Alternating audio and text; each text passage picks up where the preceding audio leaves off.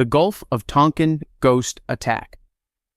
It is 11:37 in the evening on August 4th, 1964. Somewhere in the black water of the Gulf of Tonkin, a Navy commander is sending an urgent flash cable to Washington. Torpedoes in the water. Enemy vessels attacking. Within hours, President Johnson is on national television. Within 3 days, Congress hands him a blank check to wage war. 58,000 Americans will die. 3 million Vietnamese will die. And the attack that started it all never happened. This is not a conspiracy theory. This is what the National Security Agency's own historian concluded in writing in a classified report that sat in a government archive for 4 years before anyone outside the intelligence community was allowed to read it. Here is what we know. The first Gulf of Tonkin incident on August 2, 1964, was real. 3 North Vietnamese torpedo boats attacked the USS Maddox in a documented engagement that no serious historian disputes. 2 days later, a second attack was reported. That second attack became the justification for everything. The Gulf of Tonkin Resolution, passed August 7th by a vote of 416-0 in the House and 88-2 in the Senate, gave the President authority to use military force in Southeast Asia without a formal declaration of war. Only 2 senators voted no. They were ridiculed. History has since agreed with them. The second attack produced no wreckage, no bodies, no physical evidence of any kind. Commander James Stockdale, a Navy pilot flying directly overhead that night, later reported seeing nothing but black water and American guns firing at shadows. He would go on to become a prisoner of war, a Medal of Honor recipient, and one of the most credible military voices of his generation. What he said about August 4th, 1964, is that there was nothing there. NSA historian Robert Hanyak completed his internal assessment in 2001. His conclusion was stark. Of the signals intelligence cited as proof of the second attack, analysts had used only the intercepts that supported an attack narrative. Signals that contradicted it were mistranslated, misread, or simply not passed up the chain of command. Hanyak did not describe honest confusion. He described a filter. His report was classified. It was released in 2005 only after a Freedom of Information request forced the issue. Secretary of Defense Robert McNamara admitted in his 1995 memoir and again in the 2003 documentary The Fog of War that he had serious doubts about the second attack even as it was happening. He said nothing publicly for 31 years. At its peak in 1969, 543,000 United States troops were deployed in Vietnam. The war cost approximately $843 billion in today's money. Vietnamese civilian deaths are estimated between 1 and 2 million. All of this flows from a resolution that passed because Congress was told an attack had occurred. An attack the government's own intelligence agency later concluded almost certainly did not. The mainstream explanation is that the fog of war created genuine confusion. Radar operators were inexperienced, the sea was rough, and the pressure to respond was enormous. Defenders of the Johnson administration argue the decision was made in good faith under the crushing weight of Cold War geopolitics, and that nobody in the room intended to fabricate a casus belli. But Hanyak's report doesn't describe confusion. It describes selection. There is a difference between a commander who can't see clearly in the dark and an analyst who chooses which signals to show him. Honest confusion does not produce a filter. Honest confusion produces a mess. What Hanyak found was organized. So the question the declassified record forces us to ask is this: how far up the chain of command did knowledge of those discarded intercepts travel before August 7th? Who in that decision chain knew the water was empty before Congress voted? And if McNamara had doubts in the room on the night of August 4th, What was said in the rooms we never got transcripts of. We may never know, but the NSA said it in writing. The attack never happened. The war happened anyway. From a ghost attack in the South China Sea, we moved to a document. A single piece of parchment that gave one institution dominion over an entire continent for 7 centuries. The attack at Tonkin lasted 1 night. This lie lasted longer than most empires. The donation of Constantine. Imagine you are a medieval king. The Pope has just presented you with a document signed by the Emperor Constantine himself, the man who Christianized Rome, declaring that the Bishop of Rome holds supreme authority over all kings, all lands, all souls in the Western world. Constantine died in 337. This document is 400 years old. You cannot read Latin well enough to check it. You bow. That document was called the Donation of Constantine, and for roughly 700 years it was one of the foundational legal instruments of European political power. The Church used it to crown emperors, to claim territory, to adjudicate between kingdoms, to remind every secular ruler on the continent that their authority was conditional on Rome's approval. The Papal States, the physical territory of central Italy under direct Vatican control, rested in part on its authority. So did the coronation of Charlemagne in 800. So did the legal architecture of the Crusades. In 1440, a papal secretary named Lorenzo Valla sat down with the document and did what apparently no one in 7 centuries had thought to do carefully. He read it like a linguist. His resulting treatise, De Falso Credita et Ementita Constantini Donatione, which translates roughly as On the Falsely Believed and Forged Donation of Constantine, demolished the document in devastating detail. He found Latin words that did not exist in 4th century Roman usage, but were common in 8th century ecclesiastical Latin. He found grammatical constructions that belonged to the medieval church, not to imperial Rome. He found the word satrap, a Persian administrative title, appearing in what was supposed to be a Roman imperial decree. No genuine document from Constantine's chancellery used that word.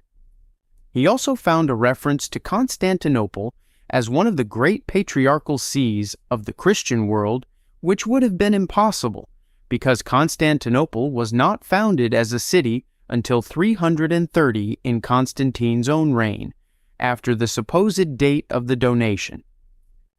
The forgery was almost certainly produced somewhere between 750 and 850, most likely in the Frankish court or the papal chancery, timed with remarkable precision to support Pope Stephen II's territorial claims against the Lombards at the exact moment he needed Frankish military backing to enforce them.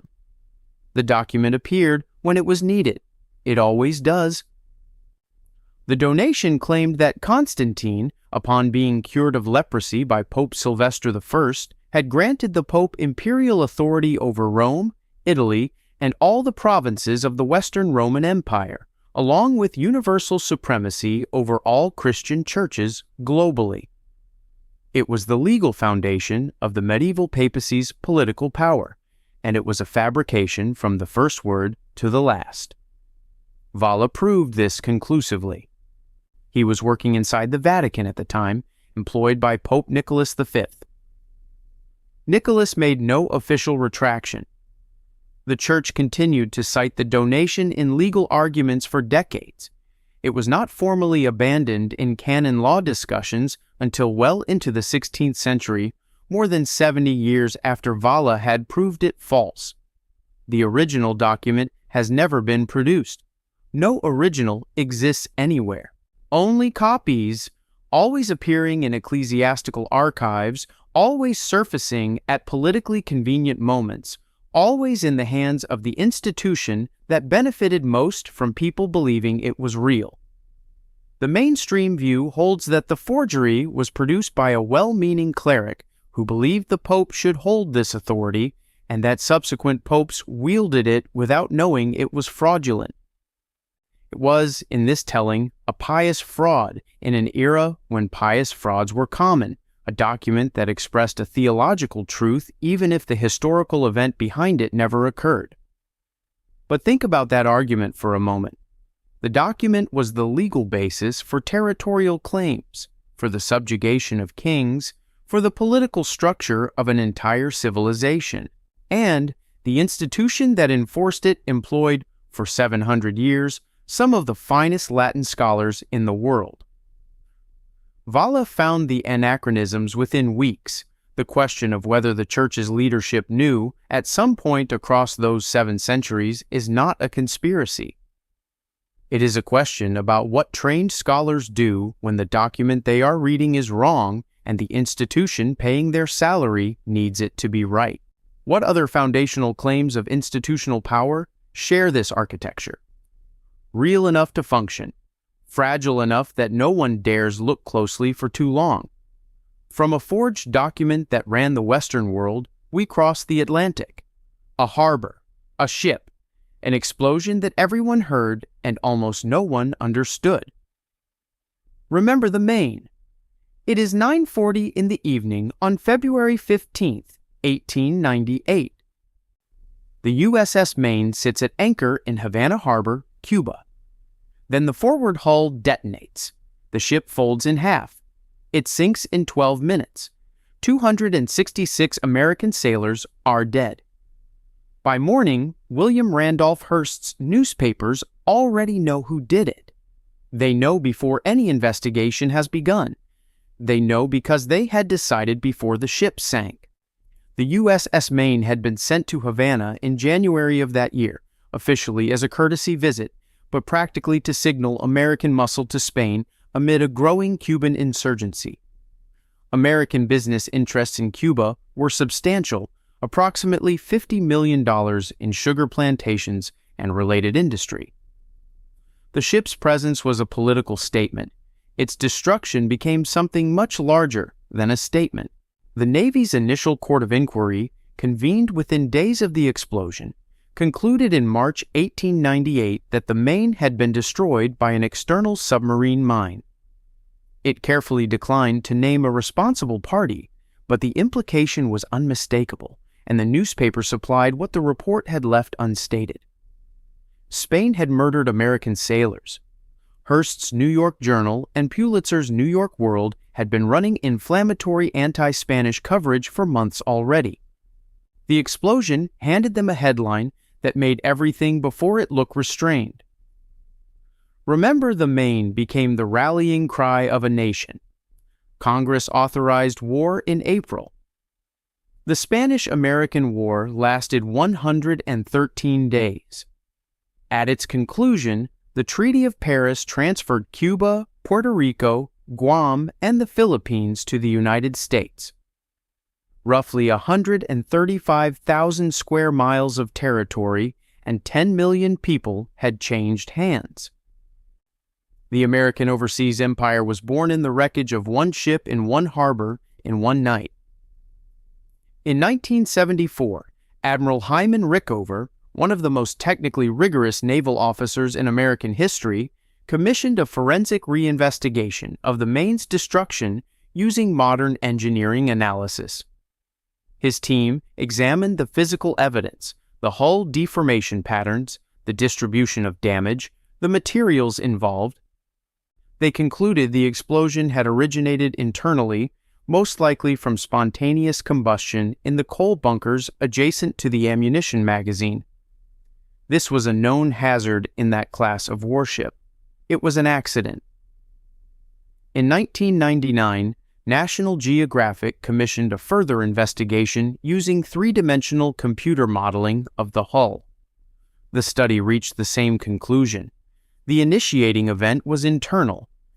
Spain's own 1898 investigation had said the same thing and had been dismissed at the time as predictable self-interest. Two independent technical investigations separated by 25 years, both pointing the same direction, and Spain's investigation, conducted in real time, pointing the same direction as well. The mainstream reading of these findings is nuanced and not unsympathetic. Many historians now accept that the explosion was accidental and that the war was the product of yellow journalism and political opportunism exploiting a genuine tragedy rather than deliberate government fabrication. In this view, nobody in Washington knew the explosion was internal and ordered a cover-up. The investigation was conducted in the fog of grief and imperial ambition, and it produced the verdict that the moment required rather than the one the evidence supported. But there's a different question worth sitting with. Rickover's methodology was not exotic. A naval engineer looking at hull deformation patterns to determine the direction of a blast is not advanced science. The question of whether the explosion was internal or external was answerable in 1898 with the tools that existed in 1898. So why did it take 76 years for someone to apply them carefully? The war that built the American empire was started on a story. The story required a villain. The technical evidence that would have complicated the villain was not examined closely until the empire was already a century old.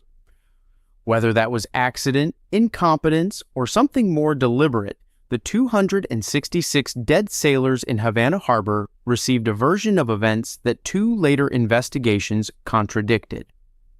From a harbor in Cuba, we travel east across the Atlantic to Rome, where another explosion, this one deliberate, lit up a city, and then lit up a minority religion for a crime an emperor almost certainly committed himself. Nero's Fire, Rome, July 18, 64.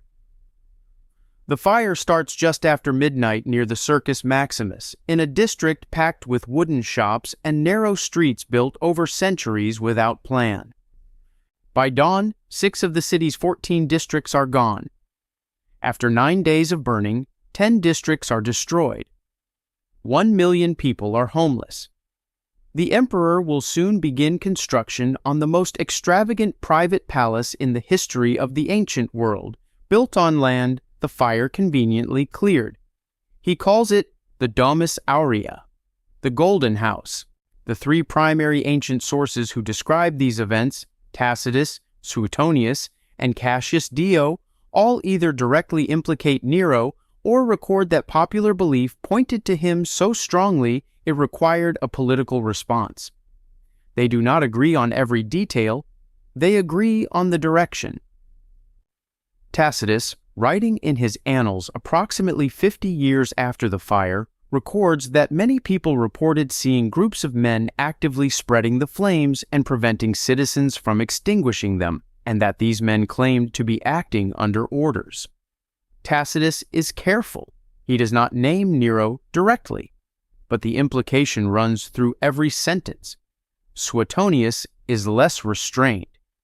In The 12 Caesars, he states flatly that Nero set fire to the city, that guards prevented people from fighting the blaze, and that Nero watched from a tower dressed in stage costume and sang the fall of Troy while Rome burned below him. Cassius Dio, writing a century and a half after the event, confirms the core narrative and adds details of his own. What these 3 sources agree on is the political response. Nero blamed the Christians. This community was small, unpopular, and had no patron class to defend them. They were accused of arson, rounded up, and subjected to a program of execution that Tacitus, a Roman aristocrat who had no particular sympathy for the new sect, describes with evident revulsion. Christians were burned alive as human torches in Nero's gardens. They were thrown to animals. The executions were so extreme that Tacitus records they began to generate public sympathy for the victims, rather than satisfaction with the verdict. The scapegoating had overreached. Meanwhile, the Domus Aurea rose from the cleared ground. The complex occupied somewhere between 100 and 300 acres in the heart of the city, including an artificial lake where the Colosseum now stands, rotating dining rooms, gold leaf ceilings encrusted with ivory and gemstones, and a 120-foot bronze statue of Nero at the entrance. Construction began within months of the fire. Nero had previously been unable to pass urban reform legislation requiring fire-resistant construction materials and wider streets through the Senate. After the fire destroyed the city, he implemented those reforms by decree. The obstacles had been removed. The mainstream position is measured. Most historians acknowledge that Nero's guilt was the dominant popular belief in antiquity, but they note that no direct evidence of an order to burn Rome exists. The fire may have been accidental. Rome's wooden housing was chronically at risk. The reform legislation suggests forward planning, but forward planning is not the same as arson.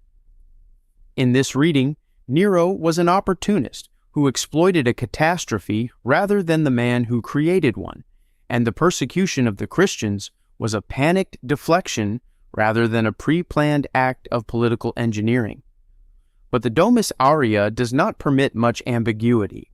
You cannot build a 300-acre pleasure complex on land that accidentally cleared itself in the same week you happen to need it and ask a historian to call that coincidence without at least raising an eyebrow. The architecture is a kind of confession that the literary sources merely echo. And the Christians, they were blamed, executed, and entered history as the first victims of state-sponsored religious persecution. The template established in 64, a power in crisis identifying a powerless minority as the cause, would be used by empires, nations, and institutions for the next 2,000 years. Nero did not invent the mechanism, but he may have been its first documented practitioner at scale. From Rome, burning in a single week, we move to a longer destruction, one that took centuries, involved 3 separate powers, and eliminated something the world has never fully recovered from. The Library of Alexandria. There was a moment sometime in the 3rd century before the Common Era when a ship docked in the harbor at Alexandria and the captain was told his books would be confiscated. Not stolen, confiscated. The library's agents would copy them, keep the originals, and return the copies. The captain had no legal recourse. He was in Ptolemy's port. This was the acquisition policy of the greatest repository of human knowledge the ancient world ever built, and it tells you everything about how seriously its founders took the project of collecting everything. The Library of Alexandria was founded circa 285, before the Common Era under Ptolemy I, and reached its apex under Ptolemy III, who reportedly sent agents to every corner of the known world with instructions to acquire scrolls by any available means. At its height, it is believed to have housed somewhere between 400,000 and 700,000 scrolls, though the exact figure is disputed.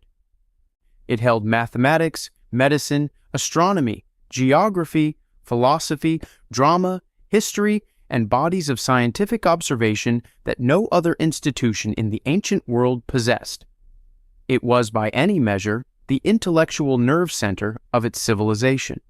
It was destroyed 3 times, by 3 different powers in 3 different centuries, and each destruction occurred at a moment of precise political convenience for the destroying force.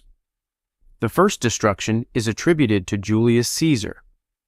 In 48 before the Common Era, during his military conflict with the forces of Pompey, a fire spread from the docks into the royal quarter. Ancient sources, including Plutarch, record that scrolls stored near the harbor were burned, likely a warehouse annex holding volumes awaiting export. Scholars debate whether the main library complex survived this event. Many believe it did, and that the Mouseion, the scholarly institution of which the library was a part, continued to function through the 270s of the Common Era, 3 centuries after Caesar's fire. The second destruction is unambiguous.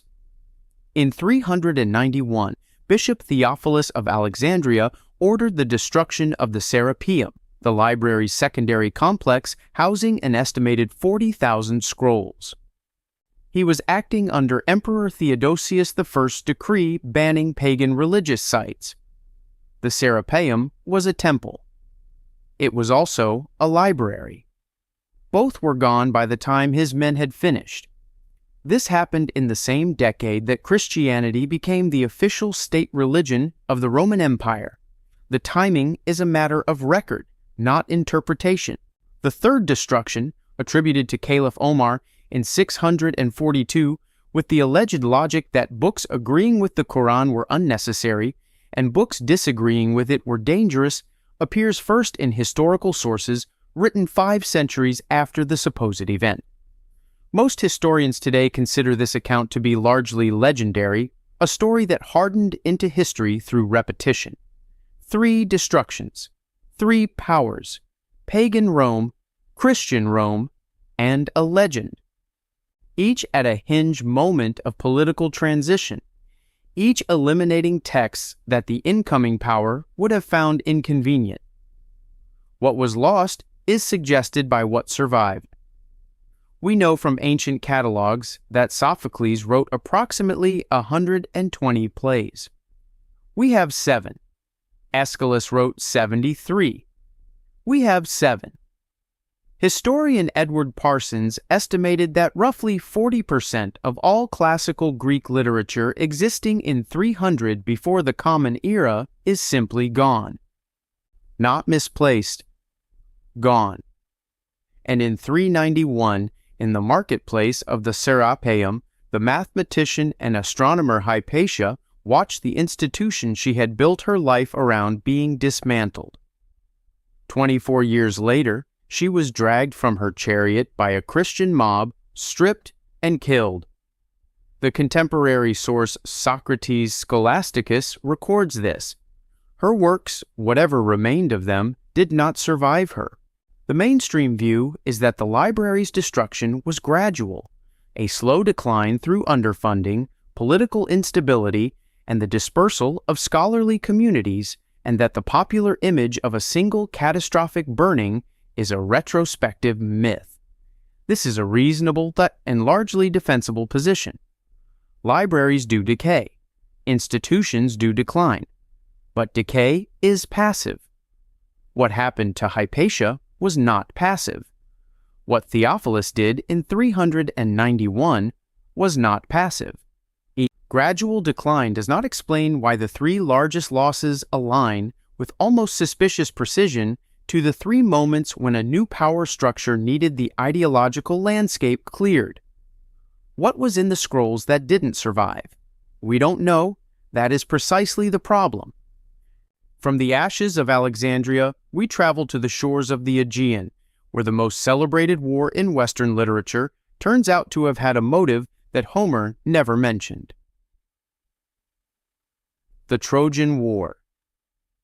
For 3,000 years, we have told ourselves that the greatest war of the ancient world was fought for love. 1,000 ships, a face that launched them, gods taking sides in a quarrel that began when a Trojan prince made the wrong choice at a divine beauty contest. It is the founding story of Western literature. It is also, when you look at the geography carefully, the story of a trade war in which the romantic motivation was added later and the invoices were left out entirely. Troy stood at the entrance to the Dardanelles, the narrow strait connecting the Aegean Sea to the Black Sea. Every ship carrying grain from the Black Sea coast to the Greek world passed through that strait. Every ship carrying timber, amber, metals, and slaves in the other direction passed through it as well. Whoever controlled Troy controlled the toll booth on the Bronze Age world's most important commercial highway. This is not a metaphor. It is geography. You can see it on a map. And it is conspicuously absent from Homer's account of why 10 years of war were necessary. Heinrich Schliemann, a German businessman who had memorized the Iliad as a child and spent his adult life convinced it described a real place, began excavating the mound at Hisarlik in northwestern Turkey in 1870. What he found was not one Troy, but 9. 9 successive cities, each built on the ruins of the last, spanning thousands of years. The layer now identified as the most likely historical Troy, designated Troy the 7th A, shows evidence of violent destruction, fire, unburied human remains, and bronze arrowheads. Ceramic analysis dates this destruction layer to approximately 1180 to 1190 before the Common Era, consistent with the traditional dating of the Trojan War. Troy was real. The question is what the war was really about.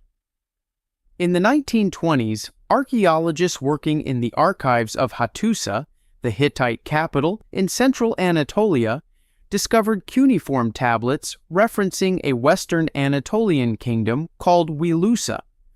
The scholar Trevor Bryce, among others, has identified this as the Hittite name for Ilion, the region of Troy. One of those tablets, the Tawagalawa letter, dating to approximately 1250 before the Common Era, shows the Hittite king writing to the Mycenaean king about disputed territories in western Anatolia, including regions associated with Wilusa. Greeks and Hittites were actively negotiating over control of exactly this geography during exactly the relevant period. These are not myths. They are diplomatic correspondence.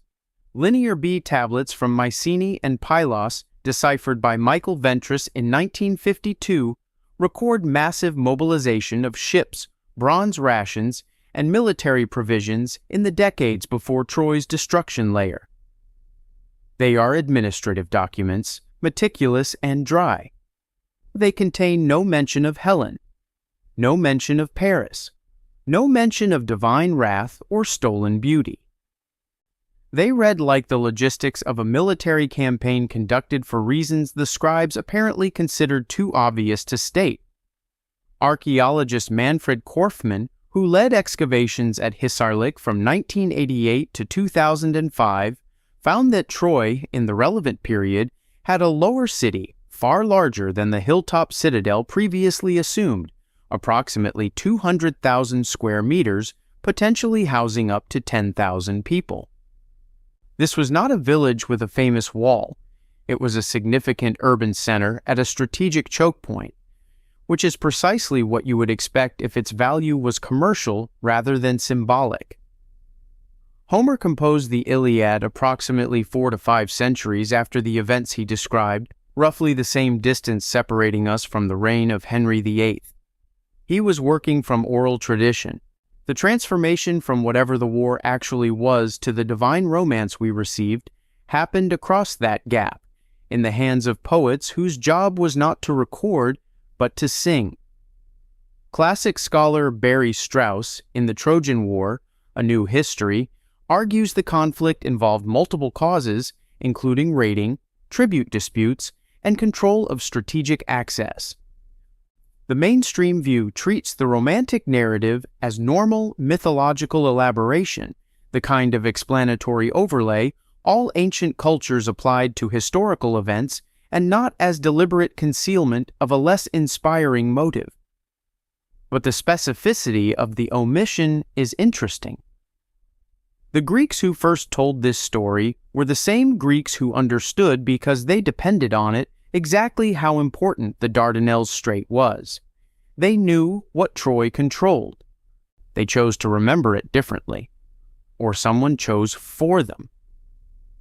From the shores of the Aegean, we crossed to the green coast of Ireland, where the most catastrophic human disaster in 19th century Europe was officially classified as bad weather: the Irish famine. In 1845, a water mold called Phytophthora infestans destroys the potato crop in Ireland. 1 million people die of starvation and related disease over the following 7 years. Another million emigrate. Ireland loses nearly a quarter of its population. This is the story taught in most curricula. It is accurate as far as it goes.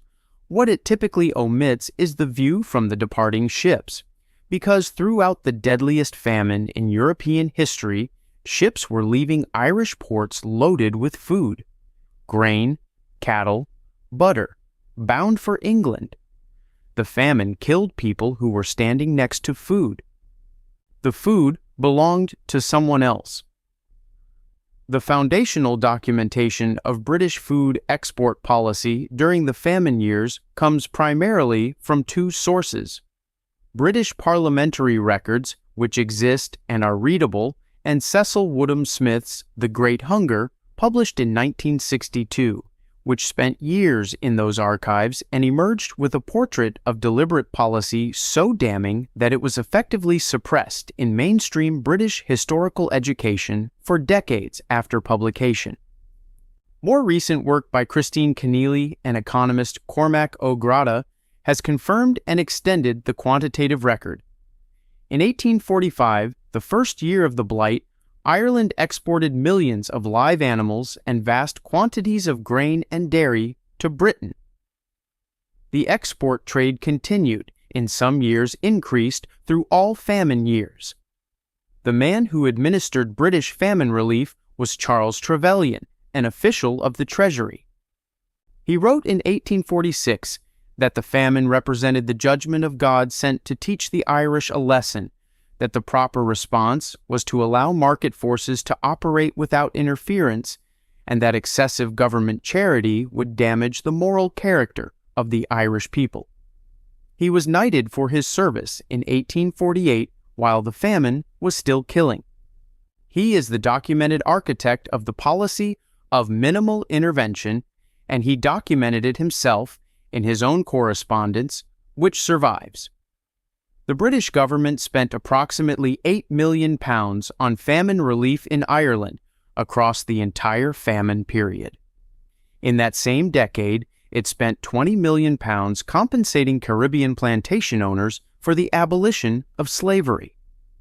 The Gregory Clause, passed by the British Parliament in 1847, stipulated that any Irish tenant holding more than a quarter acre of land was ineligible for famine relief. Starving families were required to surrender their land in order to receive food. This transferred approximately 500,000 small holdings to landlords during the famine years. Around 500,000 Irish tenants were evicted from their land between 1846 and 1854, many during winter months. British Army officers on the ground filed reports describing tenants being evicted and their cottages demolished around them. In 1847, known as Black 47, and the worst single year of the famine, the British government shifted from direct food aid to a public works scheme requiring starving people to perform physical labor in exchange for food credits. Historian James Donnelly has documented mortality rates of up to 30% among workers on these schemes, people dying of starvation while doing road work in Irish fields to earn the right to eat. Ireland's population in 1841 was approximately 8.2 million. By 1851, it had fallen to 6.5 million. By 1900, it was 4.4 million. Ireland today has a lower population than it did before the famine. It is one of the only places on Earth where that is true. The mainstream British historical narrative has traditionally framed the famine as a natural disaster worsened by the ideological limitations of laissez-faire economics in which well-meaning officials, constrained by their belief that government intervention in markets was inherently harmful, failed to act at the scale the catastrophe required. In this reading, the death toll was the product of misguided theory rather than deliberate malice, but laissez-faire ideology did not prevent the British government from stationing soldiers in Ireland throughout the famine to protect the food export trade from desperate people who attempted to seize it. The free market was enforced with arms. The people were left to the market. At what point does the refusal to intervene in full knowledge of the dying, with the military capacity to alter the outcome, stop being ideology and start being policy? In 1847, the Choctaw Nation, a people who had themselves been forcibly removed from their ancestral lands 6 years earlier on the Trail of Tears, heard news of the famine and donated $170 to Irish relief. It is one of the most documented acts of solidarity between two colonized peoples in the 19th century. It still feels like it happened in a different moral universe from the one that produced the Gregory Clause. From the green fields of Ireland, we descend underground to a limestone graveyard in Central Asia where the headstones told the truth about the Black Death 7 centuries before modern genomics confirmed it. The Black Death's secret origin. In a cemetery near Lake Issyk-Kul in what is now Kyrgyzstan, someone began carving more headstones than usual in the years 1338 and 1339. The inscriptions are in Syriac, the language of the Nestorian Christian community that had settled near these trade routes. The cause of death recorded on the stones is pestilence, not disease in general. Not the winter, pestilence. The word is specific, and the volume of deaths in those 2 years is anomalous enough that the people burying their dead apparently felt it required explanation. 7 years later, the Black Death arrived in Sicily on a Genoese trading ship. 40% of Europe died. A Russian archaeologist named Daniel Chwolson published a study of the Issyk-Kul headstones in 1890. He noted the unusual mortality clustering and the specific use of the word pestilence. His publication was in German. It was widely available in academic circles. The connection between those headstones and the Black Death was not systematically investigated for 132 years. In 2022, a team of researchers led by Maria Spyrou and Johannes Kraus at the Max Planck Institute for Evolutionary Anthropology published a study in Nature. They had extracted and sequenced ancient DNA from skeletal remains in the Karajigak and Burana cemeteries in Kyrgyzstan, sites corresponding to the headstones Chwolson had cataloged. 3 of 7 tested individuals showed ancient Yersinia pestis infection, the bacterium responsible for plague, in remains dated by the headstone inscriptions to 1338 and 1339. The recovered ancient genome sat at the node point in the phylogenetic tree of Yersinia pestis, directly ancestral to all major branches of the 14th century pandemic. The Kyrgyzstan community was not experiencing a side branch of the catastrophe. They were at or very near its evolutionary beginning. The Black Death killed an estimated 30 to 50% of Europe's population between 1347 and 1351. Global estimates of total deaths across Europe, Asia, and the Middle East range from 75 to 200 million. All of it traces back, genetically, to a graveyard whose headstones said pestilence in 1338 in a language barely anyone in Western epidemiology apparently thought worth reading carefully. The Mongol siege of Kaffa in modern Crimea in 1346 is the documented mechanism of the disease's arrival in Europe. Mongol forces, themselves afflicted by the plague, catapulted infected corpses over the city walls. Genoese merchants fled by ship. They carried it home. This is the first recorded act of biological warfare in documented history, and it set off a chain of transmission that reshaped the human population of the planet. Medieval European chroniclers knew the disease had come from the east. Gabriele de Mussis, writing a contemporary account, records that the plague had been devastating Asian populations for years before it reached Europe. This testimony was in the historical record. The trail pointed east, toward the Silk Road, toward Central Asian trade communities, toward graveyard inscriptions in an unfamiliar script. The mainstream explanation for the delay is practical and not unreasonable. Soviet and post-Soviet Central Asian archaeological sites were extraordinarily difficult to access for Western researchers throughout the 20th century. Ancient DNA extraction technology only became viable in the early 2000s. The specific combination of accessible sites and functional genomic tools did not exist until relatively recently. But Chwolson's publication was in 1890. The Issyk-Kul headstones were known. The word pestilence was on them. The calendrical proximity to the European outbreak, 8 or 9 years before the Black Death's arrival in Sicily, was calculable with nothing more than arithmetic. Why did it take until 2022 for a laboratory to extract DNA from those graves? Some researchers have quietly asked whether there is a structural bias in Western historical science toward looking for the origins of European catastrophes within narratives that Western historians feel comfortable navigating, and a corresponding slowness to follow evidence trails into regions and languages and archives that fall outside those boundaries. We may never know with certainty. But the headstones were there. They said pestilence. They were dated. And they waited 132 years to be properly read. From the graveyard that sat in silence for 7 centuries, we move into a council chamber in Western Turkey, where in 325 the theological foundations of the world's largest religion were decided by a vote, organized and funded by an emperor who was not a Christian. The Council of Nicaea. The year is 325. The Roman Emperor Constantine I has summoned the bishops of the Christian world to the city of Nicaea in Bithynia, in what is now northwestern Turkey.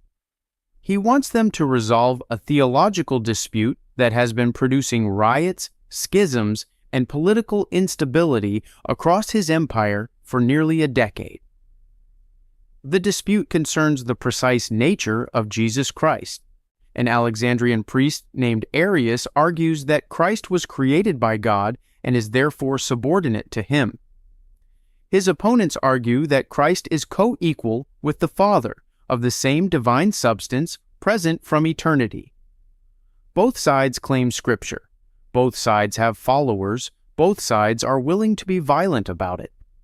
Constantine is not baptized. He worships Sol Invictus, the unconquered sun, the state solar deity of late Roman polytheism.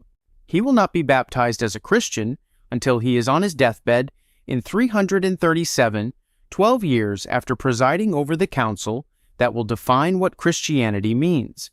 He is running the meeting. Of the approximately 1,800 bishops in the Christian world at the time, 318 attended Nicaea. All travel and accommodation expenses were paid from the imperial treasury. Constantine controlled who could afford to come. The council produced the Nicene Creed, which declared Christ to be of one substance with the Father, a formulation using the Greek philosophical term homoousios that appears nowhere in the Gospels. The term was borrowed from Neoplatonic philosophy. Arian bishops who refused to sign the creed were exiled from the empire. The theological position that had generated riots across the eastern Mediterranean was resolved not by revelation or consensus, but by a vote, followed by an expulsion order for the losing side. In 1945, Egyptian farmers near the town of Nag Hammadi in Upper Egypt accidentally discovered 13 leather-bound codices buried in a sealed jar. When scholars translated them, they found 52 texts, among them the Gospel of Thomas, the Gospel of Philip, the Gospel of Truth, and the Secret Book of John. These were early Christian documents, some dating to the 1st and 2nd centuries, representing communities with radically different understandings of Christ, salvation, resurrection, and the nature of the divine. They were not fringe documents written by isolated eccentrics. They were the theological literature of significant early Christian communities. They had been buried. Scholars believe they were hidden in response to Athanasius of Alexandria's 367 letter to his monks, the earliest surviving document to list exactly the 27 books of the New Testament and to explicitly instruct that non-canonical texts be destroyed. Church historian Bart Ehrman has documented at least a dozen distinct early Christian movements, including Marcionites, Ebionites, Gnostics, and Docetus, with mutually exclusive theologies, each claiming apostolic authority, each present in the historical record before Nicaea. The Nicene Council did not discover orthodoxy. It manufactured it. The competing Christianities it eliminated were buried in the desert until 1945. The year after Nicaea, Constantine executed his own son Crispus and had his wife Fausta killed by suffocation in an overheated bath. Both deaths are documented in contemporary sources. The man who defined Christian orthodoxy for 1 billion subsequent believers murdered his family within 12 months of doing so. The mainstream theological view, and the view held by most academic church historians, is that Constantine's involvement did not corrupt the council's outcomes. The Nicene Creed, in this reading, represented genuine theological consensus among Christian leaders who happened to need imperial infrastructure to gather. The political dimensions were real, but the doctrinal result was defensible, and the subsequent tradition built on it is what matters. But consensus achieved by exiling the dissenters, funding the attendance of the agreeable, and then destroying the alternative literature is a specific kind of consensus. It is the kind that comes with consequences for voting the wrong way. If Constantine had needed to consolidate a different empire around a different theology, would the 318 bishops at Nicaea have produced the same creed? We cannot answer that question. We can only note that the creed they produced was remarkably useful to the empire that hosted the vote. From the council chamber in Nicaea, we travel west across the Atlantic to a valley in Mexico where the most complete erasure of an historical record in the New World was accomplished not in a meeting room but on a battlefield, by men who made sure their version of events was the only version that survived. The Conquest of Mexico. In 1521, the greatest city in the Western Hemisphere falls. Tenochtitlan, the Aztec capital built on an island in Lake Texcoco, houses somewhere between 200,000 and 300,000 people at the time of its fall, making it larger than any city in Europe. It has clean drinking water delivered by twin aqueducts, botanical gardens, a university, a zoo, and a market that Spanish soldier Bernal Diaz described as larger and more orderly than any he had seen in Europe. It is reduced to rubble in 80 days. The history we inherited was written almost entirely by the side that won. The side that lost wrote it too, in Nahuatl, in a 12-volume encyclopedia compiled from survivors' testimony. The two accounts describe the same events from positions so morally opposite it is difficult to believe they are reporting the same war. Hernán Cortés landed in Mexico in February 1519 with approximately 500 soldiers, 16 horses, and 14 cannons. He was facing an Aztec military estimated at between 80,000 and 300,000. The idea that 500 men conquered an empire of millions through military superiority alone is, as historian Matthew Restall argues in 7 Myths of the Spanish Conquest, a narrative so mathematically implausible it should have collapsed under its own weight centuries ago. What actually happened is considerably more complicated and considerably darker. In the spring of 1520, a single infected member of the Pánfilo de Narvaez expedition introduced smallpox to central Mexico.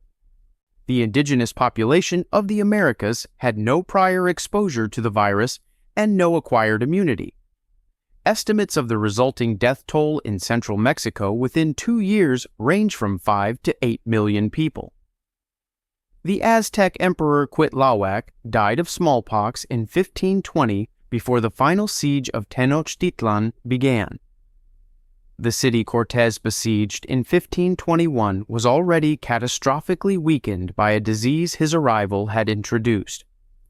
The Spanish force that besieged Tenochtitlan numbered approximately 900 European soldiers and between 100,000 and 200,000 indigenous allies, primarily Tlaxcalans, Texcocans, and others who had their own political grievances against Aztec imperial dominance. The Tlaxcalans had been fighting a low-level war with Tenochtitlan for years before Cortés arrived. They saw in the Spanish not a conquering civilization, but a military ally against a regional power they already wanted weakened. The conquest of Mexico was a coalition war, and the coalition was mostly indigenous. This fact appears in almost no popular account of the event. The massacre of Toxcatl in May 1520, in which Spanish commander Pedro de Alvarado ordered the killing of approximately 200 to 400 Aztec nobles and priests gathered for a religious festival, is recorded in both Spanish and Nahuatl sources. Cortés, in his letter to King Charles V, describes it as a preemptive military action. The Florentine Codex, compiled from Aztec survivor testimony by Franciscan friar Bernardino de Sahagún between 1545 and 1590, describes Spanish soldiers cutting off the arms of dancers while the ceremony was in progress. The event is the same. The moral framing is opposite. During the 80-day siege of Tenochtitlan, Cortés destroyed the city's aqueduct system and causeways. The resulting water shortage and dysentery killed an estimated 100,000 civilians inside the city before the final military assault. These decisions are recorded in Cortés's own letters. They are described as military necessity. The Florentine Codex describes them differently. After the conquest, Bishop Juan de Zumárraga oversaw a mass burning of Aztec codices, the screenfold books containing Aztec history, astronomy, law, mathematics, and ritual knowledge, in the marketplace of Texcoco in 1531. Only 15 to 20 pre-conquest Aztec codices survived out of hundreds, possibly thousands that existed. The Spanish did not simply defeat the Aztec Empire, they burned its library. Bartolomé de las Casas, a Spanish priest who witnessed the conquest and spent the rest of his life documenting its atrocities, presented a written account directly to the Spanish crown, estimating the death toll across the Americas in the first 40 years of conquest at 12 to 15 million. His figures were probably an overstatement. The scale of what he was describing was not.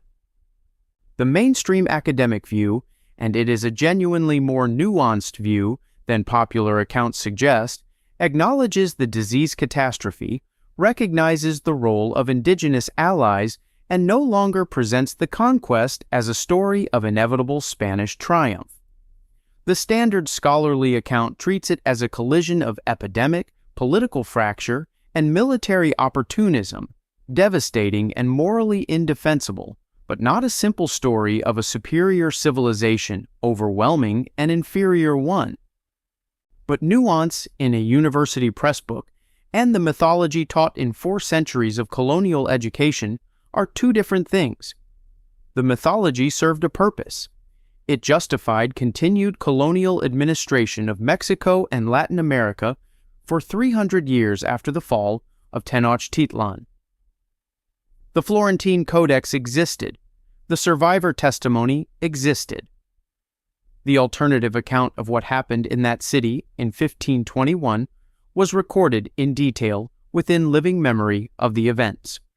It was not suppressed through incompetence. It was suppressed through the systematic destruction of the evidence base and the deliberate monopolization of the narrative by the only side with printing presses. 10 events, 10 different eras, 10 different continents, languages, and civilizations, and underneath all of them, the same shape. A flash cable sent about an attack that didn't happen. A document signed by an emperor who was already dead when the ink was supposedly wet. A ship's explosion blamed on the enemy before the wreckage had cooled. A city burned and a minority blamed for it.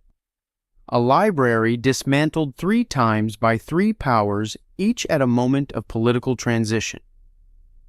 A trade war remembered as a love story, a famine in which the food kept leaving, a graveyard whose headstones told the truth for 700 years before anyone with a laboratory came to read them, a religion's doctrine voted into existence by an emperor who worshipped the sun, and a conquest whose survivors wrote down what happened and watched their books burn.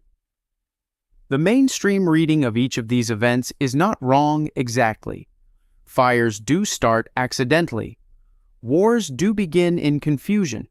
Libraries do decay through neglect. Theological councils do produce genuine doctrinal work even when emperors are funding them. These explanations are real, and they deserve to be heard. The historians who developed them spent careers in the archives, and their work is serious. But the pattern is harder to dismiss than any individual item. Because what connects these 10 events is not the lie itself. Lies are common.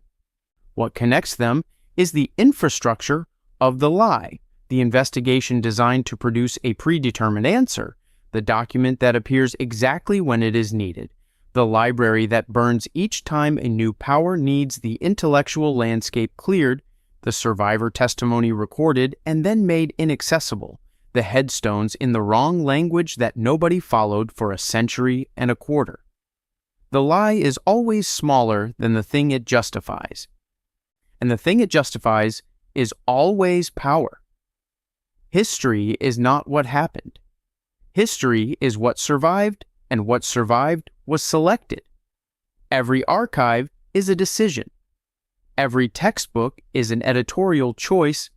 Every official story is a product of the people who had the power to make their version the permanent one. Most people walk through museums and accept the labels. They read the textbook captions, they hear the official explanation, and move on. There's nothing wrong with that. The world is large, and the questions are hard, and everyone is busy. But you made it here. You watched this far. That means something specific about how your mind works. You noticed the shape. You saw the pattern under the individual events. You asked why the evidence always disappears at the convenient moment. This channel exists for people who do that, who refuse to accept that the most powerful institutions in history were simply lucky in how the record survived, who understand that history is a puzzle and that the missing pieces were usually removed on purpose. That is who you are. Subscribe if you want to keep pulling at these threads, and go to the comments. Tell me which of these 10 events has the most damning evidence, the one that makes the lie hardest to explain away. Make the case. Let's see what you found. Every civilization tells itself a founding story, a divine mandate, a war fought for honor, a fire started by enemies, a disease that simply arrived. The stories differ across time, language, and geography. The structure never does. Power needs permission, and permission needs a story, and stories need to be protected from the people who would ask too many questions about where they came from. The Gulf of Tonkin attack lasted one night. The war it started lasted 20 years. The donation of Constantine lasted 700. The Library of Alexandria was built over generations and burned across centuries. The Aztec codices took one afternoon in a Texcoco marketplace to destroy. So the graveyard in Kyrgyzstan waited 700 years for someone to come with a question. The lie is always smaller than the thing it justifies. Subscribe. The archive is open.